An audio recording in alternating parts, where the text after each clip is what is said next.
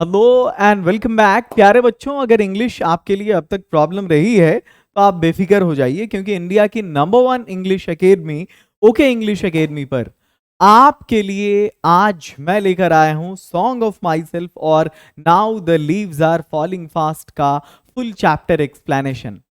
और मैं ये दावा करता हूं कि आपने इससे पहले इतना शानदार, इतना जबरदस्त एक्सप्लेनेशन नहीं देखा होगा इंटरनेट के किसी भी प्लेटफॉर्म पर, चाहे वो कोई यूट्यूब चैनल हो, कोई वेबसाइट हो या कोई एप्लीकेशन हो।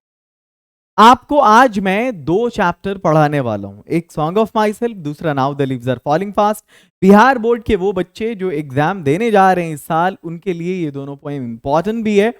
और आपको आज मैं जो पढ़ाऊंगा, अगर आपने इसको शुरू से एंड तक सुना, देखा, तो आप खुद ये कहने पर मजबूर हो जाएंगे कि सर वाकई आपने जो कहा है ऐसा एक्सप्लेनेशन कहीं नहीं देखा होगा। वो बात बिल्कुल वर्ड बाय वर्ड आपको सही लगने लगेगी। स्टार्ट करते हैं। आपको मालूम है कि आपके पोएट्री सेक्शन में टोटल 10 पोएम्स हैं, sweetest love I do not go से लेकर माई ग्रैंड मदर्स हाउस तक। आपकी पहली poem sweetest love I do not go है, उसको मैं एक्सप्लेन नहीं करने वाला, उसको सब एक्सप्लेन किए होते हैं। मैं आपको ये दो पोएम एक्सप्लेन करता हूं। सबसे पहले हम सॉन्ग ऑफ माई सेल्फ की बात करते हैं। आपको मालूम है कि सॉन्ग ऑफ माई सेल्फ को वॉल्ट विटमैन ने लिखा है। ये जो सॉन्ग ऑफ माई सेल्फ ये पोएम आप देख रहे हैं, इसके पोएट का नाम वॉल्ट विटमैन है। अब वॉल्ट विटमैन के बारे में थोड़ा सा हम ब्रीफ में जान लेते हैं, क्योंकि आपके एग्जाम में ऑब्जेक्टिव क्वेश्चंस आते हैं एमसीक्यू टाइप के, कि भाई वॉल्ट विटमैन कहाँ के पोएट हैं, वो क्या कहलाते हैं, उनकी लिखी हुई किताबें कौन सी हैं। तो पहले हम इसके बारे में जानते हैं। सबसे पहले उनका नाम, जो आपके सॉन्ग ऑफ माई सेल्फ के पोएट हैं, वॉल्ट विटमैन। नेशनैलिटी मतलब कहाँ से हैं वो, उनकी राष्ट्रीयता अमेरिका से हैं। पैदा 1819 में हुए, उनकी डेथ 1892 में हुई। वो कहलाते हैं पीपल्स पोएट, और वो अमेरिका के सबसे इंडिविजुअलिस्टिक लिटरेरी फिगर थे। यहाँ ये दो वर्ड है, एक इंडिविजुअलिस्टिक और दूसरा लिटरेरी फिगर। लिटरेरी फिगर उसको कहते हैं जो साहित्य लिखता है, और इंडिविजुअलिस्टिक उसको कहते हैं जो मैं को प्रायोरिटी देता है, प्राथमिकता देता है। अमेरिका के थे वो, अमेरिका के सबसे इंडिविजुअलिस्टिक साहित्यिक छवि थे। ही बिगेन वॉकिंग, उन्होंने शुरू किया काम करना कारपेंटर के रूप में, यानी एक बढ़ई के रूप में, अपने 12वें बर्थडे से पहले। और अमेरिका में जो सिविल वॉर हुआ था ना, मतलब गृह युद्ध 1861 में, तो उन्होंने वहाँ जो the civil war in America was fought in 1861, 1861 में हुआ था। तो इन्होंने वहाँ काम किया था सिविल वॉर के दौरान एक वॉलंटियर के रूप में। वॉलंटियर को हिंदी में हम स्वयंसेवक कहते हैं, है ना। कि वहाँ जो भी जख्मी होते थे उनकी मरहम पट्टी का काम इन्होंने। अगर इनके किताबों की बात करें तो दो किताबें हैं इनकी जो बड़ी फेमस हैं, इन्होंने जो लिखी, एक लीव्स ऑफ ग्रास है जो 1855 में पब्लिश हुआ, और दूसरी किताब है ड्रम टैप्स जो 1866 में पब्लिश हुआ। आई होप कि आपको ये दोनों याद हो गया होगा। अब हम इस पोएम की बात करते हैं। आपने पोएट के बारे में जान लिया। मैं आपको यकीन दिलाता हूं कि इससे ज्यादा क्वेश्चन पोएट के बारे में नहीं आते हैं। अब यहां पर पोएम की बात करते हैं। पोएम का नाम song of my self.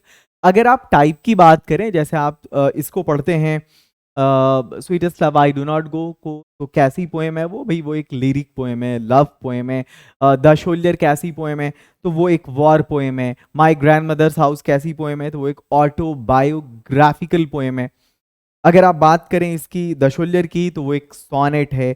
Fire him क्या है? तो वो एक हिम है। टू ऑटम क्या है? तो वो एक ऑड है, ओड है। तो इसी तरह से ये जो सॉन्ग ऑफ माई सेल्फ एक फ्री वर्स है। फ्री वर्स उस पोएम को कहते हैं जिसमें लाइन का, स्टैंजा का कुछ तय नहीं होता। एक लाइन छोटी होती, दूसरी बहुत लंबी होती, कहीं पर 2-3 लाइन एक बंच में होती है, कहीं पर 5-6 लाइन एक बंच में होती है, उसको बोलते हैं। टोटल लाइंस इसमें 13 है। अब यहां पर हम थीम की बात करते हैं। थीम कहते हैं हम विषय वस्तु को, यानी पोएट उसमें कौन सी बात कर रहा है। मैंने इंग्लिश और हिंदी दोनों में लिख दिया है। The central idea of the poem is that we should identify the real self in all of us and realize our connection with nature and the universe. This poem mainly talks about self discovery. यानी इस poem में poet किस चीज की बात कर रहा है? तो सबसे पहले देखो, सेंट्रल आइडिया इस पोएम का ये है कि हमें आइडेंटिफाई करना चाहिए, पहचानना चाहिए अपने अंदर जो हमारा रियल सेल्फ है, मतलब अपने असल अस्तित्व की पहचान करनी चाहिए। And realize our connection with nature, और हमें महसूस करना चाहिए प्रकृति के साथ जो हमारा रिश्ता है, एंड द यूनिवर्स, और इस ब्रह्मांड के साथ जो हमारा रिश्ता है। ये पोएम मेनली बात करती है सेल्फ डिस्कवरी के बारे में, यानी स्वयं की खोज, अपने आप की खोज। खैर इस सॉरी, इस पोएम को शुरू करने से पहले मैं आपको बता दूं कि ये मेनली 3 चीजों के बारे में चर्चा करती है ये पोएम। सबसे पहली चीज है यूनिवर्सल ब्रदरहुड, यानी वैश्विक भाईचारा। पूरी दुनिया में अमन सुकून कायम हो जाए, पूरी दुनिया के भाईचारे की बात कर रहा है पोइट यहाँ पे, सबको एक मान रहा है। साथ ही सेल्फ आइडेंटिटी, स्वयं की पहचान, और तीसरा है प्रकृति के साथ कवि का संबंध, यानी रिलेशन विद नेचर। अब यहां से हम इस पोएम को शुरू करते हैं। आपने जान लिया कि आपके पोएट क्या थे, आपने इस पोएम के बारे में भी जान लिया, and now will talk about this poem. आपको मालूम है कि इस पूरी पोएम में 13 लाइन है। अब इस 13 लाइन को मैंने अलग अलग हिस्से में बांटा है, जिसमें सबसे पहले हम शुरू की 3 लाइन को ले। शुरू की जो 3 लाइन है वो क्या है? पोएम कुछ इस तरह से शुरू होती है, जो ओपनिंग सेक्शन है ना इस पोएम का, वो कुछ यूं है: I celebrate myself and sing myself, and what I assume you shall assume, for every atom belonging to me as good belongs to. आपको यहाँ पर बोर्ड पर आपके सामने देखो, ये जो डिजाइन किया है मैंने इसके एक्सप्लेनेशन को, कुछ इस तरह है। ये जो वर्ड आपको सेलिब्रेट दिख रहा है या एज्यूम दिख रहा है, ये आपको ब्लू कलर में दिख रहा है और बोल्ड दिख रहा है। इसका मतलब ये है कि इसके एक्सप्लेनेशन की ज़रूरत है। मैं इसको इसके एक्सप्लेनेशन की नहीं, बल्कि ये डिफिकल्ट वर्ड है और इसका मीनिंग आपको जानना ज़रूरी है। मैं इसकी मीनिंग आपको बताऊंगा। अब यहाँ पर ये जो आप रेड कलर में देख रहे हैं अंडरलाइन, इसका मतलब है इसको एक्सप्लेन करने की ज़रूरत है, तो मैं इसको एक्सप्लेन करूंगा। ठीक है, अब इस तरह पहले आप समझे कि मैं आपको पढ़ाने कैसे वाला हूं, और ये जो पिक्चर है वो इस लाइन में जो बात कही गई है ये उसको रिप्रेजेंट करता है। अब मैं आपको लेके चलता हूं। ये तो आपने इसकी मीनिंग देख लिया जो नीचे में है, सेलिब्रेट मतलब जश्न मनाना, एज्यूम मतलब मान लेना। अब ये जो रेड कलर में है इसको देखो आप, एटम बिलोंगिंग। इसको यहाँ पर मे आई हेल्प यू के सेक्शन में मैंने डाला है कि ये हो सकता है आपके लिए डिफिकल्ट हो समझना, आपके टीचर्स के लिए डिफिकल्ट हो समझना, तो उनके लिए आसानी हो जाएगी। इसका मतलब यहाँ पर वो डिकोड कर लेंगे। तो चलो, सेलिब्रेट जश्न मनाना, एज्यूम मान लेना, एटम बिलोंगिंग टू मी। वैसे तो एटम का शाब्दिक अर्थ परमाणु होता है, लेकिन यहाँ पर कवि का तात्पर्य है कतरा या कण, मतलब कण, पार्ट, पार्टिकल। और एटम बिलोंगिंग टू मी का अर्थ है वो कण जिससे कवि का निर्माण। ठीक है, अब चलो स्टार्ट करते हैं। देखो, पोएट यहां पर आई, मी और माई सेल्फ की बात करता है। आई, मी, कहीं पर मी होगा, और माई सेल्फ, यानी पोएट खुद की बात करता है, और साथ ही यहाँ पर यूनिवर्सल ब्रदरहुड का संदेश भी देता है, वैश्विक भाईचारा का। पोइट कहता है, आई सेलिब्रेट माई सेल्फ, मैं खुद ही खुशियां मनाता हूँ, जश्न मनाता हूँ, एंड सिंग माई सेल्फ, और खुद ही गीत गाता हूँ, एंड व्हाट आई एज्यूम, और जो कुछ भी मैं सोचता हूँ, कल्पना करता हूँ, शैल एज्यूम, आप भी कल्पना करते होंगे, for every atom belonging to, क्योंकि जिन जिन कणों से मेरा निर्माण हुआ है, एज गुड, उन्हीं कणों से आपका निर्माण हुआ है। यानी पोएट अपने पढ़ने वालों से कहते हैं कि मेरे और आप में कोई फर्क नहीं है, हम सब बराबर हैं इस दुनिया। आगे अब हिंदी एक्सप्लेनेशन देखो इसका। इसका हिंदी एक्सप्लेनेशन आपके सामने है, आप इसको पढ़ेंगे, आपको इसका पीडीएफ ओके इंग्लिश एकेडमी के ऐप पर मिल जाएगा। आगे बढ़ते हैं, हिंदी एक्सप्लेनेशन देखते हैं। इस स्टैंजा में कवि कहना चाहते हैं कि वो अपने अस्तित्व का जश्न मनाते हैं। अपने अस्तित्व का जश्न मनाने का मतलब है अपने आप को प्राथमिकता देना। वॉल्ट विटमैन कहते हैं कि हमें अपने आप को भी खुश रखना चाहिए और वक्त देना चाहिए। तो ये भी कहते हैं कि इंसानियत को लेकर जैसी सोच की है वैसे ही सोच सबकी होगी, और वैसे भी जिन कणों से मेरा निर्माण हुआ है, बिल्कुल वैसे ही इस सृष्टि के सभी व्यक्ति का निर्माण हुआ। दरअसल कवि ये बताना चाहते हैं कि इस दुनिया के सभी इंसान एक हैं और सबको एक दूसरे की खुशी और पहचान की कदर करनी चाहिए। What? ये उस शुरू के 3 लाइन का मतलब। अब बताओ इस एक्सप्लेनेशन के बारे में कि कैसा लगा, इसका लेवल बताओ कैसा था। ये जो 3 लाइन है इस 3 लाइन में इसकी मीनिंग डिकोड करना, इसके मे आई हेल्प यू को डिकोड करना, फिर इसकी हिंदी एक्सप्लेनेशन को बिल्कुल आसान शब्दों में देना, फिर आगे की 2 लाइन को एक्सप्लेन करते हैं। आपको परेशान होने की ज़रूरत। ओके इंग्लिश अकेडमी के बहुत सारे कोर्सेज़ हैं, टॉपर्स हैं, क्रैश हैं, आप जॉइन करें, जाएँ वहाँ पे देखें आपको जो सुटेबल लगता है अपने लिए। हमारा एक्सप्लेनेशन सारा एक्सप्लेनेशन सही होगा। अगर आप अंग्रेज़ी को अब तक बैरियर मानते आए हैं, अब बैरियर नहीं मानेंगे आप। I loaf and invite my soul. I lean and loaf at my ease, observing a spear of summer grass. Loaf का मतलब होता है कुछ ना करते हुए वक्त बिताना, यूं ही टाइम पास करना, मस्ती। और लीन का मतलब होता है आराम करना, ईज कहते हैं सहूलत को, और ऑब्जर्विंग बोलते हैं अवलोकन करना को। स्पीयर ऑफ समर ग्रास कहते हैं, देखो ये समर ग्रास का मतलब होता है गर्मी की घास, और स्पीयर कहते हैं स्नोक को, ठीक है। यहाँ पे देखो स्पीयर ऑफ समर ग्रास का क्या मतलब, इसका अर्थ है गर्मी के मौसम की घास का ऊपरी नुकीला सिरा, ठीक है। पोइट कहता है I loaf and invite my soul, मतलब मैं घूमता रहता हूँ। लूफ मतलब मैं अपने टाइम को यूं ही बिताता रहता हूँ, उसका मजा लेता रहता हूँ। एंड इनवाइट माई सोल, और अपनी आत्मा से भी कहता हूँ आओ मेरे साथ मस्ती करो, just come and hang out with. I lean, मैं आराम करता हूँ। एंड लोफ, और मैं घूमता रहता हूँ। एट माई ईज, अपनी सहूलत से। ऑब्जर्विंग, और मैं अवलोकन करता हूँ। अ स्पीयर ऑफ समर ग्रास, यानी गर्मी के मौसम की सूखी घास के नुकीले सिरे का अवलोकन करता रहता हूँ। जैसे घास बिल्कुल आजाद होती है, वो कहते हैं ना कि दूबी जानते होगे, अगर आप गांव घर से होगे तो हमारे यहाँ दूबी बोलते हैं घास को। वो अपने मर्जी की मालिक होती है, जहां चाहती है वो निकल जाती। पोइट इंसान को कंपेयर करता है घास से, कि भाई हर इंसान को वैसा ही होना चाहिए, बिल्कुल बिंदास बोले, कोई प्रेशर नहीं उसमें। हिंदी एक्सप्लेनेशन देखो, दूसरे स्टैंजा में कवि ये कहना चाहते हैं कि वो आराम करना चाहते हैं और अपने हिसाब से घूमना चाहते हैं। यहाँ पर घास की पत्तियों का उदाहरण उन्होंने इसलिए दिया है क्योंकि घास अपनी मर्जी की मालिक होती है, वो कहीं भी उग सकती है। ठीक उसी तरह इंसान को भी अपनी मर्जी के हिसाब से चलना चाहिए, किसी की बंदिश में नहीं रहना चाहिए। साथ ही वो उन घास के नुकीले सिरे का अवलोकन करना चाहिए। अब यहाँ पर मुझे नहीं लगा कि कोई ऐसा वर्ड है जिसकी मीनिंग आपको नहीं आती, इसलिए मैंने कोई मीनिंग नहीं दिया है।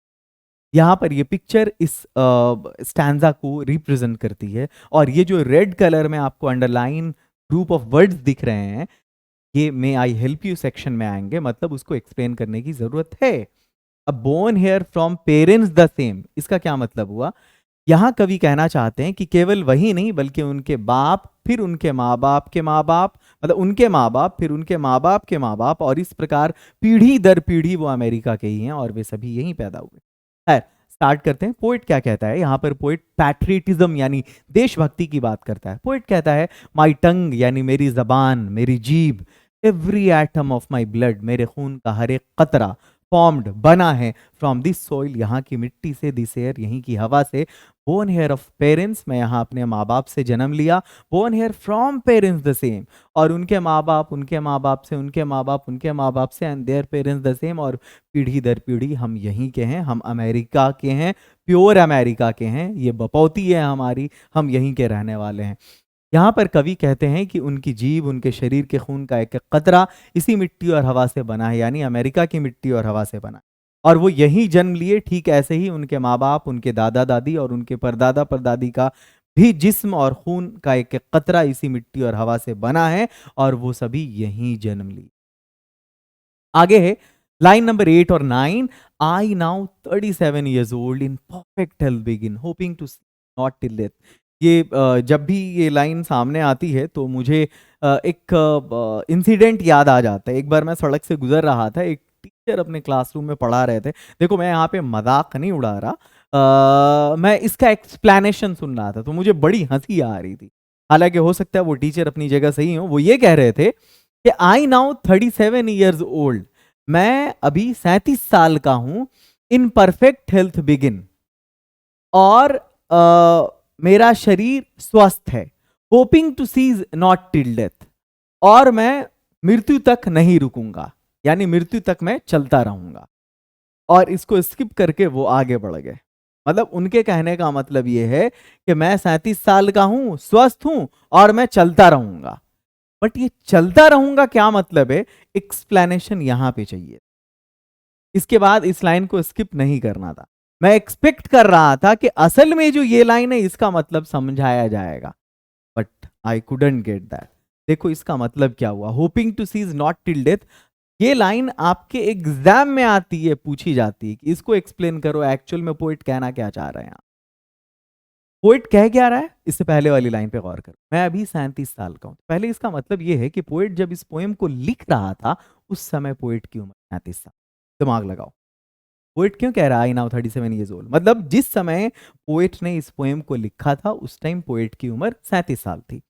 And in perfect health begin, सही है, बंदा स्वस्थ था उस टाइम में, पूरे फुल हेल्थ में, स्विंग में। और पोइट यहां ये कहना चाह रहा है कि जिस तरह से मैं 37 साल की उम्र में स्वस्थ हूं, अपने जिंदगी की आखिरी सांस तक इसी तरह स्वस्थ रहना चाहता हूं और जिंदगी में। पोइट ये कहना चाह रहे हैं कि ठीक है मैं अभी स्वस्थ हूं, लेकिन जब मेरी आखिरी सांस हो उस वक्त तक, अपनी मौत तक मैं स्वस्थ ही रहना चाहता हूं। ऐसी मैं तुझसे कामना करता हूं, ऐसी मैं तुझसे दुआ करता हूं। Cease not till death, cease का अर्थ होता है रुकना, और कवि मौत तक नहीं रुकना चाहते हैं, यानी हमेशा वैसे ही स्वस्थ रहना चाहते हैं जैसे अभी। हिंदी एक्सप्लेनेशन इस दो लाइन का, कवि कहते हैं कि वो अब 37 साल के हो चुके हैं और अभी वो पूरी तरह से स्वस्थ हैं। इस अच्छी सेहत के बल पे वे बहुत सारे काम करना चाहते हैं और वो ये आशा भी करते हैं कि अपनी मौत आने तक वो ऐसे ही स्वस्थ रहेंगे और अपनी मौत आने तक कुछ करते रहेंगे। अब लाइन नंबर 10 और 11 है, क्रीड्स एंड स्कूल्स। ये दो वर्ड मीनिंग से काम नहीं चलता, आपको एक्सप्लेन करना पड़ेगा। एबियंस का मतलब होता है ठहराव, सफिस्ड का मतलब है पर्याप्त, काफी होना। अब देखो यहाँ पे इस क्रीड और स्कूल का क्या मतलब है। क्रीड का मतलब होता है धार्मिक सिद्धांत जिसको व्यक्ति फॉलो करता है।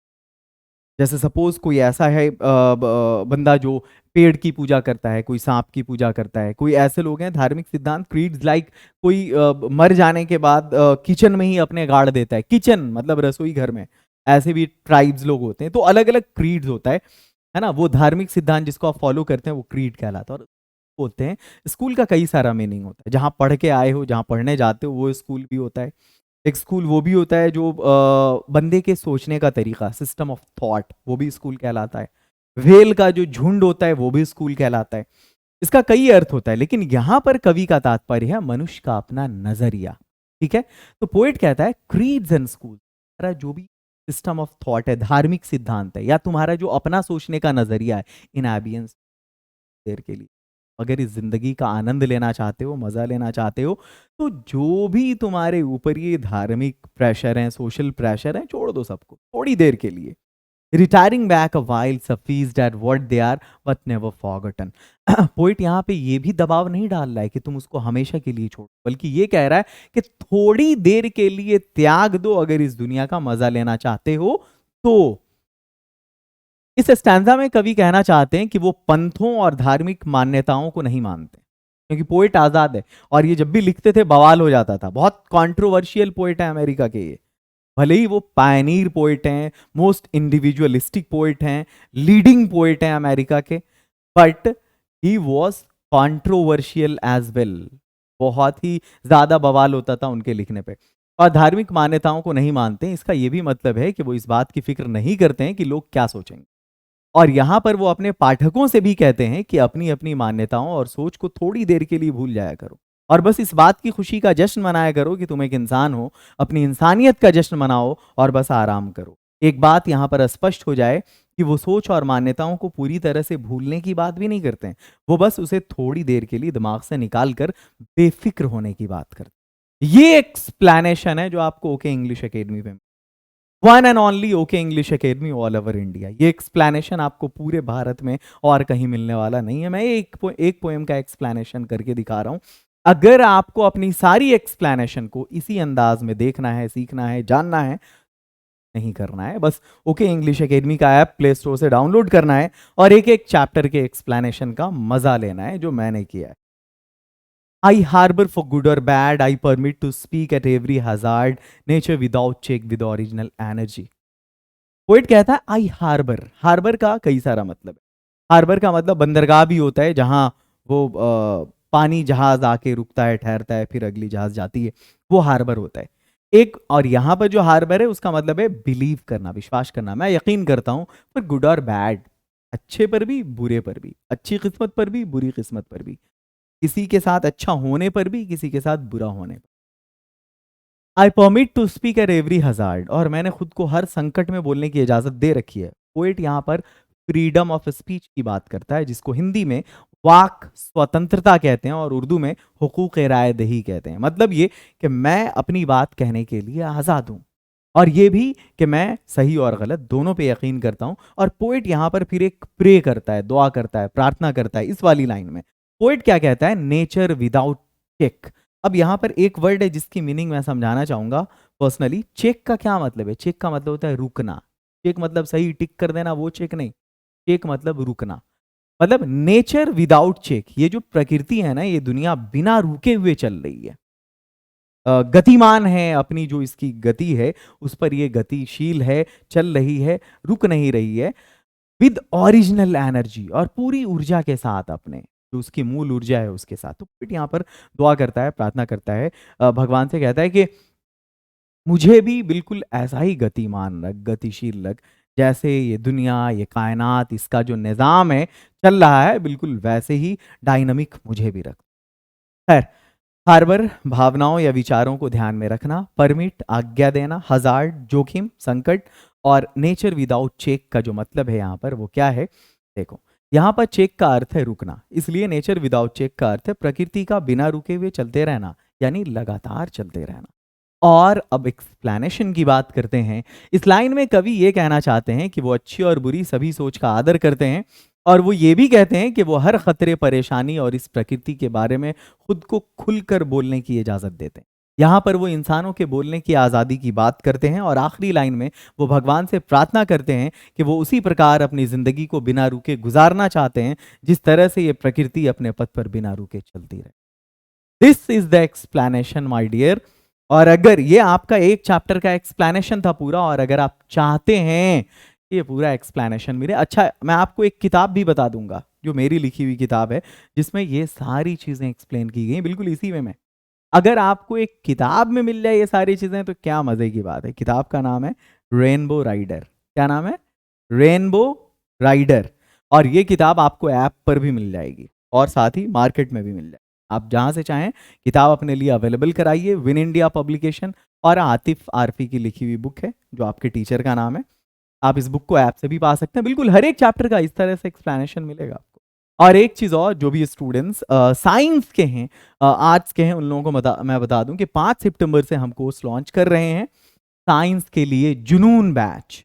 राइट, ये क्रैश कोर्स होगा, लेकिन हमारा टारगेट है कि इस क्रैश कोर्स के साथ आपको नीट और जेई के काबिल बना दिया जाए। ये कोर्स हिंदी और इंग्लिश दोनों मीडियम में होगा। जुनून बैच 90% की गारंटी, पीसीएम एंड पीसीबी। और हाँ, बायो वाले को मैथ्स के लिए एक्स्ट्रा पे नहीं करना है, उसी कोर्स में मैथ्स और बायो दोनों हो जाएगा। Crash course 2024 12 science English medium, crash course 2024 12 science Hindi medium, दोनों मीडियम में हम स्टार्ट कर रहे हैं। आप जुड़िए इस बैच से। आपने कुछ पढ़ा हो नहीं पढ़ा हो, बिल्कुल बेफिक्र हो जाइए, आपको इस काबिल बना दिया जाएगा कि आप बोर्ड में तो फोड़ेंगे ही, साथ ही आप नीट और जेई में भी अच्छा करेंगे। आर्ट्स वालों को भी हम इग्नोर नहीं कर रहे हैं, आर्ट्स वालों के लिए भी एक बैच स्टार्ट कर रहे हैं, उसका वो भी जुनून बैच है, क्रैश कोर्स वाला बैच है 2024 के लिए, जहां आपको, और हाँ ये जो कोर्स है ना, कंप्लीट कोर्स आपको 1999 यानी सिर्फ 1999 में मिल रहा होता, अगर ये ऑफर नहीं होता आपके पास। आपके पास ये ऑफर है, अगर आप अभी इसको उसको परचेस करते हैं तो ये आपको सिर्फ 699 में। अभी के अभी प्ले स्टोर से इंग्लिश एकेडमी को डाउनलोड करिए और जाके जुनून बैच से आप जुड़ जाइए। कोई प्रॉब्लम हो तो ये नंबर्स हैं, आप इस पर कांटेक्ट कर सकते हैं, कोई प्रॉब्लम हो तो। मैं अपनी इस वीडियो को यहीं पर एंड करता हूं। Love you lot, have a great day, keep learning, keep rocking, meet you in the next video.